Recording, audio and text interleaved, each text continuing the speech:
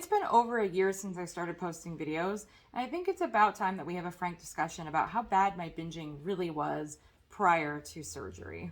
Also, it's the day before Halloween, and I still haven't had time to get around to my pumpkins. So join me for a conversation while I carve my pumpkin.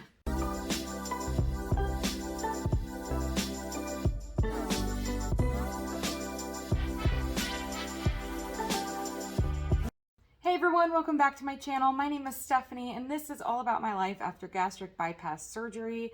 And today I am just having a frank conversation about my binging prior to surgery, and one of the things that really led me to getting surgery in the first place. I've talked many times on this channel about how I really had a binging problem prior to surgery, and it was really bad the year that I got surgery, which was 2020. So there's a whole bunch of reasons why that year may have been pretty bad and triggered some pretty bad binging episodes. But some really quick housekeeping before we get started. If you're a returning subscriber, thank you so much for coming back and supporting my journey. Like I said, it's been over a year now that I've been posting videos, and it went by so fast, and I'm so grateful for those of you who have joined the journey and have been asking me questions and putting in requests for videos. If you're not yet a subscriber, I just ask that you kindly consider it if it is content that you enjoy seeing, and everyone can ring the little notification bell so you get updated every time I upload a new video. So I'm going to try to just talk about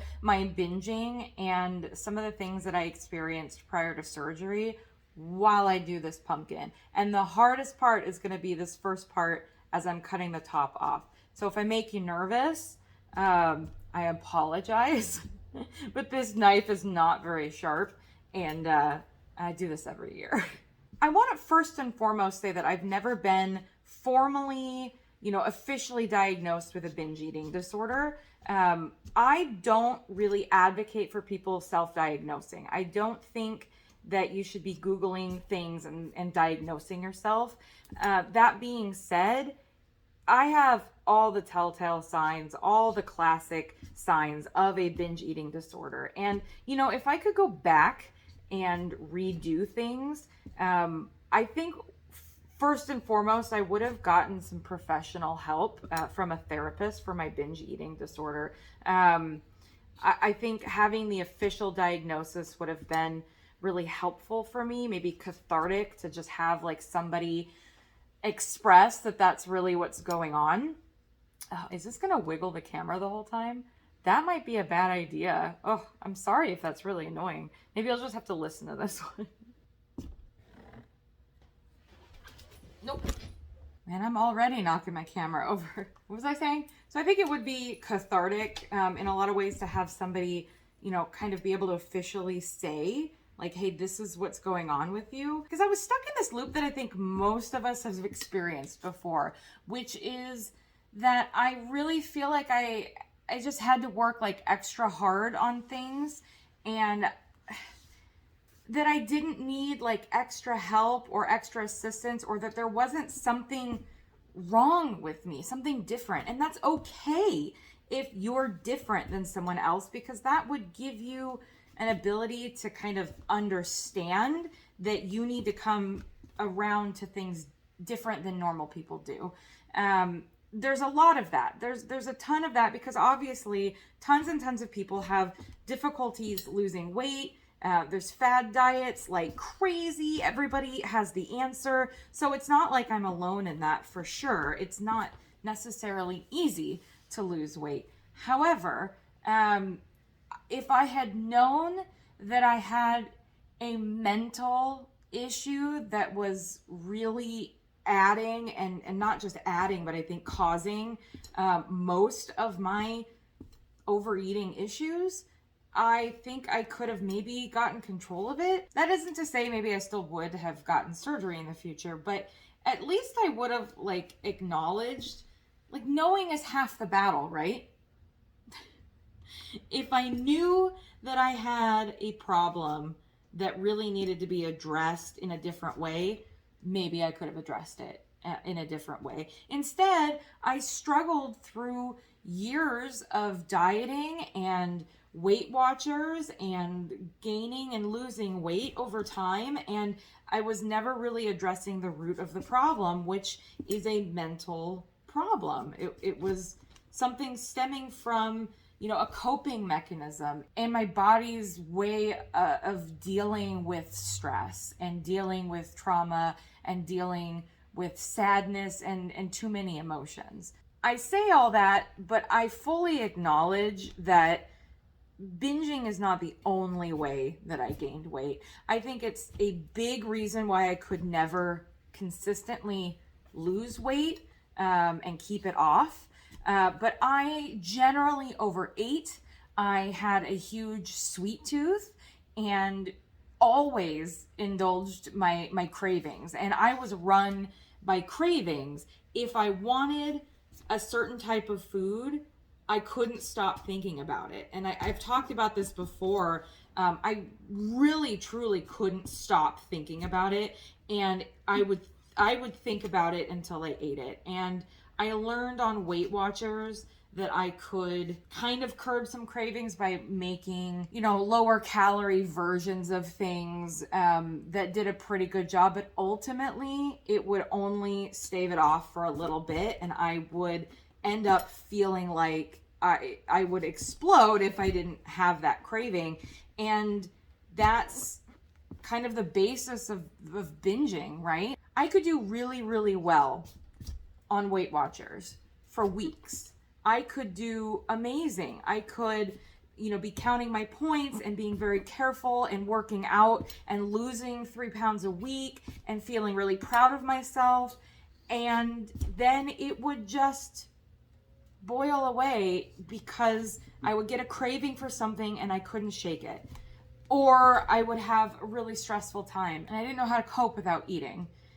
And that was an unconscious thing. I really didn't think that I had an issue with like stress eating or emotional eating until I started actually paying attention to it.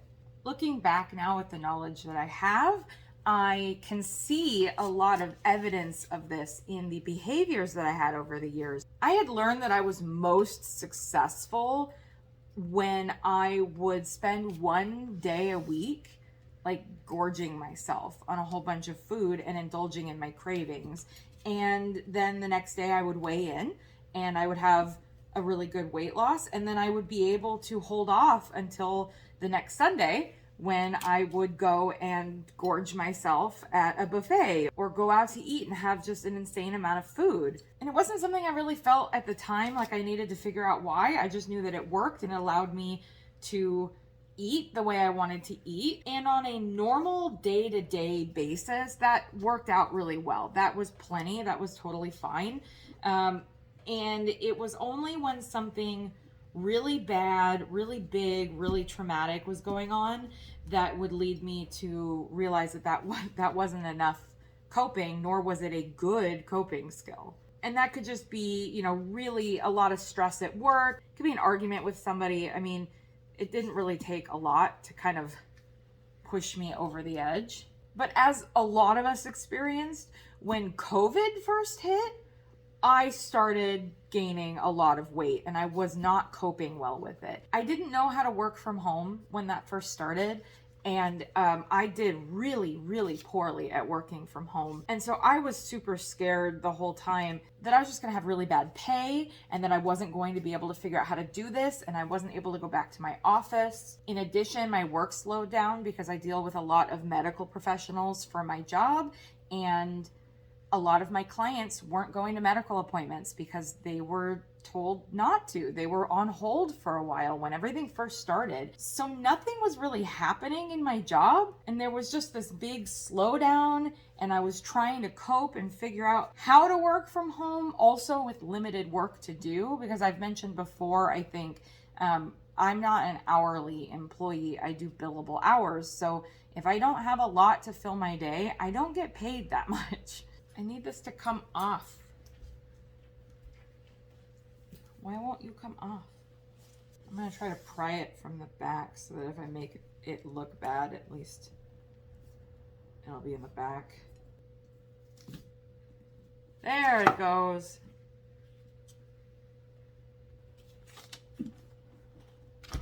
Okay. I don't remember the last thing I was talking about. Oh, COVID. I was battling, just feeling really overwhelmed. I remember I was looking at a lot of news stories, and I just, like, every night before bed, I would kind of see what the state of the world was, and I was overwhelming myself. At a certain point, I did end up stopping that habit to make sure that it was easier on my life. But I was really overwhelming myself a lot in the beginning of COVID. And I did this combination of feeling like I didn't want to cook because I was just sort of overwhelmed with a lot of things. But I also felt like I wanted to support the small businesses around me. And I wanted to make sure that all of the restaurants that were doing takeout were being supported. I was like, well, I can do this, so I'm gonna help. I'm gonna order a bunch of food. And we did. We ate so much food out. I mean, I was eating out multiple times a week just because I was convincing myself that it was the right thing to do and that I was like supporting my community, right? Whatever you end up telling yourself, you know, to justify these actions, that's what it was for me. And so that's what I did. All that started like mid-February, and it wasn't very long until my dad actually passed away early April. And that's when I let things really get out of hand, and I allowed my feelings and I allowed my desires to drown my feelings and drown my issues with food. I just let it take over. So at that point, then I really didn't want to cook. And so then I don't think I really cooked almost anything. In fact, I'm pretty sure the night that I found out that he died, we went and got a huge order at Taco Bell. And I just ate like as much as I could physically stand of crappy tacos. If I did make food during those several months, it was not memorable. It was probably very easy. I believe I was probably making, frozen pot stickers and just random stuff. I was just not having it. I was not cooking any food. But I think also a big thing is this is when my binging got absolutely out of control, and I didn't really have like formal meals anymore. It was just a lot of, I'm going to go to the store and pick up a bunch of random stuff, frozen stuff, refrigerated stuff, pre-cooked things, processed food, cookies. I mean, if you could think about a junk food, I probably ate it during that time. And that's all I did. Looking back on it, I really do think that I was just eating all day long and I wasn't really eating a lot of like meals. But I do know one of the things that was really bad is that I started going to McDonald's. And I've learned in my life that I don't really like McDonald's all that much. But when I'm stressed out and I'm in the middle of a binging episode, if you will, I go to McDonald's every time. So if I suddenly have a desire to go to McDonald's and eat a burger, I know that there's something emotionally going on with me, because I never get that desire unless I am willing to just eat way more food than necessary. And I don't know what it is. It doesn't even taste all that good. It's not even all that satisfying. But McDonald's is always the thing. It's like the triggering point. And so that summer, I went to McDonald's a lot. It was something easy to do. They started doing delivery and easy pickup where you didn't even really have to sit in the drive-through. Because of COVID, it made getting food a lot easier and getting a lot of food a lot easier. This is when I'm going to get into an example of what I used to binge on. In the height of my binging episodes, I would go to McDonald's and I would order a large Big Mac meal, typically with a Diet Coke, but sometimes I would get a large sweet tea, which is a lot of sugar. And then I could never decide between flavors. And this is what I mean by having cravings rule my life. I would be like, oh, well, a Big Mac sounds good, but so does a double cheeseburger, and so does a McChicken. So I'm just going to get all three. So I would get the large Big Mac meal, and then I would get a double cheeseburger, and I would get a McChicken on the side. And if 3 burgers and a large fry is not enough, I would then typically get either a small McFlurry or a small shake or some sort of small ice cream and 2 pies. I was going to put together like what the calorie and macro is on that and just talk about like how crazy that is and how different it is from now. But I don't think I need to. And in all honesty, I really don't want to go down that road. I don't really want to look at those numbers because it doesn't take a rocket scientist to know that that was bad. And I would eat until I got so full, which was actually really rare for me. I had a very hard time experiencing fullness prior to surgery. So eating until I was full meant that I ate a lot of food. And I would eat until I was totally stuffed. And then I would play a video game or watch some TV. And the moment that I no longer felt uncomfortable because I was full and I was just full, I would continue to eat what I had left over until I felt uncomfortable again. And I would repeat that until all the food was gone. And it would usually take a couple of hours. This is one reason why I've always said I think my binging was a form of self-harm. Because when I was in the middle of this, I would eat until I was uncomfortable and I was miserable. And then I would keep myself in that state for as long as possible. And you're not doing that unless you're trying to punish yourself on some sort of, deep level, I think. Anyone really close to me knows that I also hate shopping. Like, I really don't like going to the store unless I absolutely have to. I really loved when they started doing like the pickup orders and stuff at the grocery store because it just made things really easy for me. And especially if I'm doing like errands where I have to hit more than one store, I can't stand it. And I get really grumpy. And then I feel bad for anybody I'm with because I'm pretty noticeably grumpy. But in the middle of binging episodes, I would hit more than one store to get different things that I'm feeling. I would go to one store that had a particularly good bakery. I would go to multiple drive-ins to get different burgers or different things on their menu. I would be willing to go out and do like the most inconvenient thing possible in the name of food and a craving. So that's one way that it's pretty bad. I mean, I was basically willing to change everything that I'm about in order to get food. I don't remember what the occasion was. I think it was just like a party that we were trying to do over Discord with some friends where we were all there talking to each other, distanced in our houses, and we were all drinking and eating and like kind of trying to have some sort of social gathering in the middle of COVID. And I used it as an excuse, of course, to go way overboard. So not only was I, having a few adult beverages, but during the course of the night, I'm pretty sure I ate an entire bag of all dressed chips. I ate 2 or 3 Uncrustable sandwiches. I ate half a Costco pizza. Nobody should be able to eat half a Costco pizza. That is so much pizza. And then that's not even including any of the sweets and stuff that I would have, which I would always joke that I had a separate stomach for dessert, which is not funny in retrospect at all. But that was that problem where I just couldn't feel full, and I'd be able to add on and like pack in dessert after these big, huge meals because I just wasn't feeling full. After my dad died, I was also baking a lot, and I was just... I was trying to drown feelings and cope with food, and I was feeling like eating sweets, and so I would just make a bunch of things. I made brownies and lemon bars from scratch like so many times. All the while I was reading things online saying that we should be understanding if we're gaining a little bit of weight and being really stressed during COVID because we're all going through a traumatic event and we needed to practice self-compassion and self-kindness. And I was reading a bunch of things about grief and how I needed to not be too hard on myself because everybody grieves in a different way. And I was just sort of allowing that to be an excuse as to why I was making really, really bad decisions. And guess what? It didn't work. Eating all that food made me feel worse. It didn't make me feel better. And I gained a lot of weight in a short amount of time. I did not weigh myself during any of this time. I refused to actually acknowledge any numbers.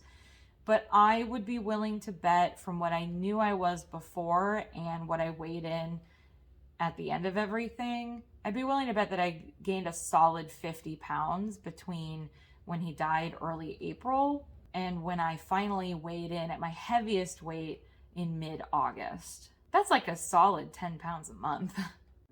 Hey, editing Stephanie here. I just wanted to interject and say one other thing that I didn't really touch on in this video. I talk a lot about the kind of straw that broke the camel's back that led me to surgery with, COVID and my dad dying. But I wanted to reiterate that I have had these problems my whole life, and that's just kind of like a culmination of like my entire life that happened in 2020. When I was a teenager and I first got a car for the first time, I would go through drive-throughs. I would get a ton of food, and I was so nervous that people would find out that I was going to eat all of that food. So I remember ordering things as if I were ordering for multiple people. I would get things like multiple meals with multiple drinks that I had no desire to eat or drink. Just so that it would seem like I was buying things for a lot of people. And really, I would just sit in my car and I would eat it. And I would hide all the evidence from my family. They had no idea I was doing that as a teenager. I would come home and I would just like graze on all of the different snacks and things that we had in the house. If I had a really particularly like hard day at school, or if I was bullied, which did happen quite a bit in school. I've been heavy my whole life. These are all struggles that have happened deeply for a long time. So we're not really talking about me having one bad year and going to surgery is the answer. And I really wanted to drive that point home, that, what led to surgery was me finally saying, I need help. I can't do this on my own, and what I'm doing now is not sustainable. But it had been 30 years of poor choices and a bad relationship with food, and trying to cope in a way that was not healthy and was not working, frankly. So I hope that's a little bit of context that's helpful here. One of the things I really feel like I should mention is that surgery doesn't necessarily cure binge eating disorder. And I know that there's a lot of thoughts that, well, if I can't eat that much physically, then I can't binge. And that is certainly true. But if I've learned anything over the last 11 months, it's that if you really are determined, you will find a way around things. My urge to binge has not gone away completely. I have had way less instances of feeling overwhelmed and feeling like I can't cope and handle things. I've been working really hard on my coping mechanisms, and I've been working really hard on recognizing when I'm overwhelmed or when I need a break, and trying to be mindful and aware of my mental state, which is a lot more difficult after surgery because my hormones fluctuate and my mental state can flip on a dime. So it's a lot more work to be aware and mindful of those things, but I've been working really hard to try to change my coping mechanisms because I know that surgery alone isn't enough. I have had days since surgery that I have felt overwhelmed, and I have stood in front of my pantry with the same exact mindset that I had prior to surgery, which was scanning for anything that even remotely looked like it would taste good, and having a plan to have a little bit of anything I wanted. And I will stand in front of my fridge or stand in front of my pantry, and I'll have that same mindset, and I'll be scanning and calculating and trying to figure out what it is that I want to do and how I'm going to do it. And then I'll realize that it's not going to happen. Like physically, I'm not going to be able to do that. But I'll make a decision that's not as smart, maybe something that I suspect is going to make me really sick, or maybe something, a little less healthy that I wouldn't normally choose. And more often than not, I find that I can't finish it, and it is not satisfying to me anymore. That's the biggest thing since surgery, is that things are no longer satisfying to me. Because I've been working on my coping mechanisms, they don't have the same reaction with my body anymore. So eating food does not release dopamine, does not give me this euphoric feeling, and does not suppress any of my feelings anymore. But I didn't get there just simply because I couldn't eat that much. And if I really wanted to, I know that I can eat things that are not good choices, and I can eat small amounts of them all throughout the day with things like Oreos, I can't really have cookies around anymore, not at least certain kinds. And I found that Oreos were something that I would have 2 at a time because they wouldn't make me sick, but then I would reach for them multiple times a day and end the day with 6 Oreos that I'd eaten. So no, I can't sit there and binge on an entire sleeve of Oreos anymore at one time in one sitting, but I certainly can overeat still. And not even just overeating, but those high calorie, high processed, high sugar foods that I really need to be limiting. There are a ton of different people who seek out the surgery for different reasons, right? And there's some people who were really thin for a lot of years, and then over time and after having babies, they've gained weight that they just can't like get rid of. And then on the flip side, there are some people who've been heavy their entire lives, and it's just been always a little bit more difficult than it needs to be. And then I think you have a third category of people who legitimately have a very concerning relationship with food and need a lot of help. We're not talking about people who are 60 to 80 pounds overweight. We're talking about people who have poor relationships with food. They have since they were really little. They don't know how to appropriately cope, and they're worried that they're just going to keep gaining weight indefinitely until one day it kills them. And that's the category that I was in. I hear a lot of people say that the surgery saved their life, and that might be true for me. I don't really know. I don't know what my lifespan was looking like prior to surgery. Probably wasn't great. I also know that I was extremely lucky and I really didn't have any comorbidities, any illnesses, anything really concerning yet.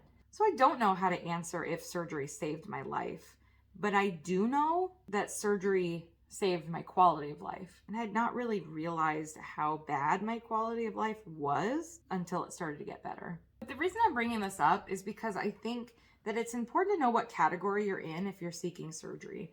I have no real qualms against anybody who chooses to get surgery for whatever reason. If you have comorbidities you're trying to get a hold of and surgery seems like your best option, that's great. If you are 60 pounds overweight and you've struggled and your quality of life is really poor and this feels like your only option, I don't understand it. I will never understand it. But I'm not ever going to say that you shouldn't do what you think is best for your own situation. But I think everybody needs to kind of know what category they're in when they enter into the idea of surgery, because it really makes a difference on how you should approach things. And if you're like me and you're in that last category where you've been diagnosed with maybe like a binge eating disorder or are suspecting that you really do have one, or you've never really had an appropriate relationship with food, you've been overweight your entire life and you don't know what it's like to live outside of that experience, that's why I always say that this is more of a mental process than it is a food and an eating process. And maybe for some people who don't experience what I experience, and maybe for some of those people who just have a slight overeating problem and they don't understand this, and this is not something that they experience, maybe they roll their eyes when I say that this is a mental process. And this is something that really comes from working on yourself and working on your coping mechanisms way more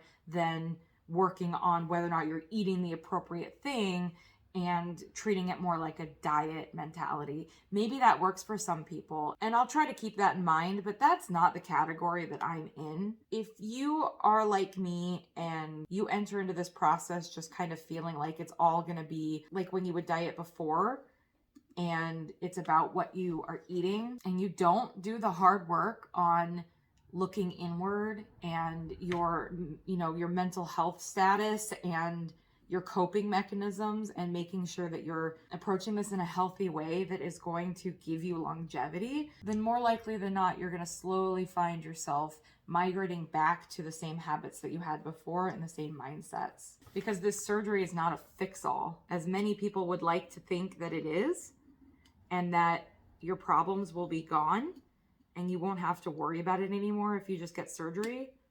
I still have to deal with them, and I still have to figure out how to cope when I'm feeling sad. I think this is probably a long enough TED Talk, and I've probably talked long enough about how things were in the past. And I have talked a little bit about how it's different now, but I really do have to work on it all the time. In my last video, my what I eat in a day, I had a moment where I thought I'm gonna go to another city to go work in the office, so I'll use that as an excuse to order lunch.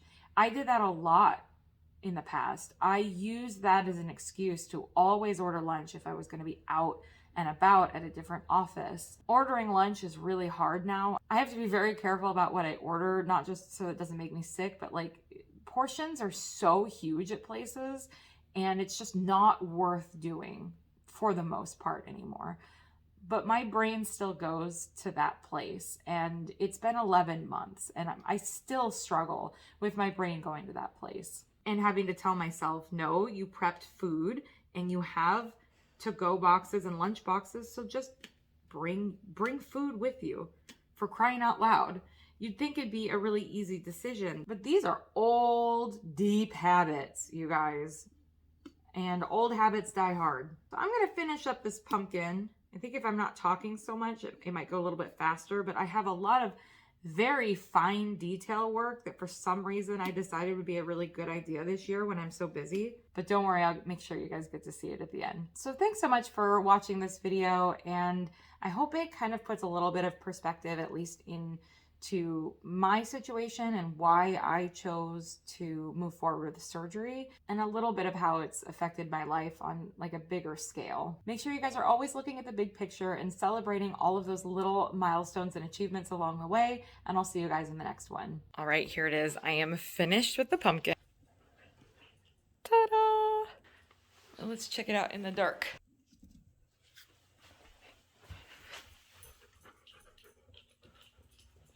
I am satisfied.